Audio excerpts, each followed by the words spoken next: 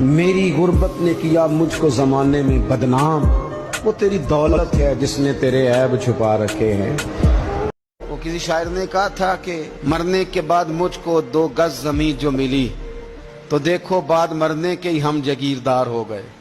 ایک نوجوان تھا 12-14 سال کا، یہودیوں کا بچہ تھا، بخاری موجود ہے، اکثر حضور کے پاس آیا کرتا، چھوٹے موٹے کام نبی پاک کے کر دیتا، اور کچھ بھی نہ ہوتا تو آ کے بیٹھا رہتا، حضور کا چہرہ ہی دیکھتا رہتا، نبی کریم کا چہرہ ہی دیکھتا رہتا، خوش رہتا، حضور کی زیارت ہی کرتا رہتا۔ 2-3 دن وہ آیا نہیں، بخاری میں موجود ہے۔ حضور نے فرمایا معلومات کرو کیوں نہیں آیا؟ صحابہ نے عرض کی حضور بیمار ہو گیا، بیمار ہو گیا۔ امام زرقانی نے لکھا ہے، فرماتے ہیں وہ بھی اپنے گھر میں نا روز دروازہ دیکھتا رہتا، روز دروازہ دیکھتا رہتا۔ اس کی ماں کہنے لگی بیٹا جن کا تو انتظار کر رہا ہے وہ مشکل سے آئے، ہمارا نہ مذہب کا رشتہ ہے نہ کسی اور کا، کیسے آئے؟ لیکن حضور نے فرمایا چلو چلتے ہیں۔ جب میرے نبی کریم علیہ الصلوۃ والسلام نے دروازے پہ دستک دی تو امام زرقانی کہتے ہیں کہنے لگا اماں سے کھولو دروازہ، مصطفیٰ کریم آ گئے، حضور آ گئے۔ والد نے دروازہ کھولا، نبی کریم اندر تشریف لائے۔ نبی پاک کا جو دست مبارک تھا نا وہ کستوری سے زیادہ مہکا کرتا تھا، کستوری سے زیادہ مہکتا، برف سے زیادہ ٹھنڈا ہوتا۔ کہتے ہیں نبی پاک اس کے پاس گئے تو اندر داخل ہوئے تو رونے لگا۔ حضور نہ سرانے والی سائڈ پہ بیٹھ گئے، اس کا سر اٹھا کے گود میں رکھا، اور جب اس کے بالوں میں حضور نے دست مبارک پھیرا تو اس کی ماں اور باپ کی آنکھوں میں بھی آنسو آ گئے۔ یہ انداز کرم غریبوں کے ساتھ، ہم غریبوں کے ساتھ۔ وہ ایک ہندو شاعر تھا تو وہ حضور کی نعتیں لکھتا تھا، تو کچھ مسلمان بھی بڑے ڈاڈے ہوتے ہیں نا، اس کو جا کہنے لگے نعتیں تو بڑی لکھتا ہے، کلمہ کیوں نہیں پڑھتا؟ کلمہ بھی پڑھنا۔ تو اس نے کہا چل اس پہ بھی شعر سن لے، اس پہ بھی تو شعر ہی سن لے، کو میں تیرا پابند تو نہیں۔ کہنے لگا ہو جائے عشق کسی سے کوئی چارہ تو نہیں، صرف مسلم کا محمد پہ اجارہ تو نہیں، صرف مسلم کا محمد پہ اجارہ تو نہیں۔ اتنا ڈانڈا نہ ہو یار، میرے ساتھ یہ رویہ نہ کر، ہو گیا پیار، یہ ہو جایا کرتا ہے، اب تو اس طرح تو نہ کر میرے ساتھ۔ حضور نے جب پھیرا نا بالوں میں ہاتھ تو ماں باپ رونے لگے، اس نے بھی آنکھیں کھولی۔ میرے رسول پاک سید عالم صلی اللہ تعالی علیہ وآلہ وسلم نے نا اس بچے کا چہرہ دیکھا، حضور سمجھ گئے وقت تھوڑا رہ گیا۔ تب حضور نے اس کے ساتھ وہی کیا جس سے اس کی آخرت سنور جائے، وہ کیا جو درد تھا میرے نبی پاک، جو شوق رکھتے تھے حضور سب کے لیے، جو سب کے لیے شوق رکھتے تھے۔ میرے محبوب فرمانے لگے بیٹے کلمہ پڑھ لے، کلمہ۔ حضور کا شوق یہی ہے، یہی شوق ہے لوگ دیندار بن جائیں، کاروبار چمک جائے جی، مرشد کے پاس گیا تو ریل پیل ہو گئی، یہ شوق ہی نہیں نبی پاک کا۔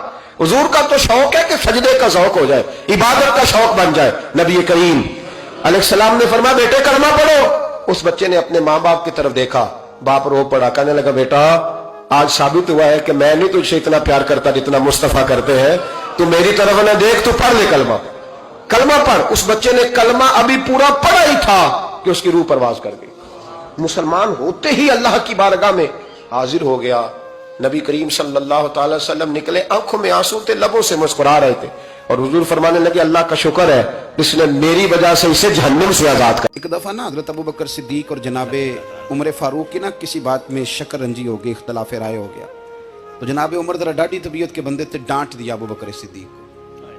تو صدیق اکبر نرم بندے تھے، ماڑے دا کی کام محمد نس جانا یا رونا، تو وہ گا کے نا تو پہلے گھر روئے، پھر حضور کے پاس چلے گئے۔ جناب عمر کہتے ہیں مجھے بھی خیال آیا کہ یار یہ مجھے نہیں کرنا چاہیے تھا۔ تھوڑی دیر کے بعد اچھے لوگ جو ہوتے ہیں ان کا غصہ جلدی اتر جاتا ہے۔ کہتے ہیں میں نے جا کے جناب صدیق اکبر کے دروازے پہ دستک دی تو پتہ چلا وہ تو گھر ہی نہیں، میں سمجھ گیا، میں ڈر گیا، میری ٹانگیں کانپنے لگی۔ کیوں ڈر رہے ہو عمر؟ فرمانے لگے اس لیے ڈر رہا ہوں کہ ابوبکر جب اپنے گھر نہیں ہوتے تو دروازہ رسول پہ ہوتا، ساری بات تو سنا دی ہوگی۔ فرماتے ہیں میں نبی پاک کی بارگاہ میں پہنچا، سامنے ابوبکر بیٹھے ہیں، پشت مبارک میرے کریم رسول کی کعبے کی جانب، چہرہ صدیق اکبر کی جانب، دونوں کی گردنیں جھکی ہوئی۔ جناب عمر پاک فرماتے ہیں کہ میں بیٹھا تھا اور سوچ رہا تھا، سلام لی، جواب ملا، پر گردنیں نہیں اٹھائیں دونوں نے، مقدس گردنیں جھکی رہی۔ میں سوچ رہا تھا کہ اب حضور مجھے ڈانٹیں گے تو میں صدیق کے پیر پکڑوں گا، میں علی کو سفارشی بناؤں گا، میں منت کروں گا، لیکن کوئی بولے تو بات بنے نا۔ کہتے ہیں جب دیر ہو گئی، یہ سکوت بھی بڑا مشکل ہوتا ہے، اوہو اگر کبھی وہ چپ کر جائے تو یہ بھی بڑا مسئلہ ہے، محبوب بھی چپ کر جائے۔ کہتے ہیں میں بڑا پریشان ہوا، جب میرا کلیجہ منہ کو آیا نا تو جناب عمر کہتے ہیں میں بولنے لگا تو آنسو میرے پہلے نکل گئے۔ اللہ اکبر۔ کہ میں نے رو کے کہا سونیا بھول گیا تھا، میں گیا تھا ابوبکر کے گھر معافی مانگنے، پر یہ یہاں آ گئے، یہ میرے دوستو اسے میری تقریر نہ سمجھنا، میرے رسول پاک کے یہ اصل لفظ آپ کو کتاب میں ملیں گے. آپ طبقات ابن سعد اٹھا کے دیکھیں. جناب عمر کہتے ہیں میں نے عرض کی حضور میں نے غلطی سمجھ لی تھی, میں گیا تھا ابو بکر کے گھر حضور, میں بھول گیا تھا. فرماتے ہیں نبی پاک نے جب گردن مبارک اٹھائی تو حضور کی داڑھی آنسوؤں سے بھری ہوئی تھی. اور لفظ کیا تھے؟ فرمایا عمر تم میری خاطر میرے ابو بکر کو معاف نہیں کر سکتے تھے. اب بات کو سمجھیں, یہ نہیں فرمایا ابو بکر نے غلطی نہیں کی, فرمایا چھوڑ نہیں سکتے تھے, تم میری وجہ سے میرے صاحب کو چھوڑ نہیں سکتے تھے. پھر حضور نے فرمایا عمر یہ سارا مکہ تلواریں لے کے مجھے قتل کرنے آتا تھا, یار یہ اکیلا تھا, اس نے کھول کے بازو کہا تھا کہ جو حضور تک جائے گا میری لاش سے گزر کے جائے گا.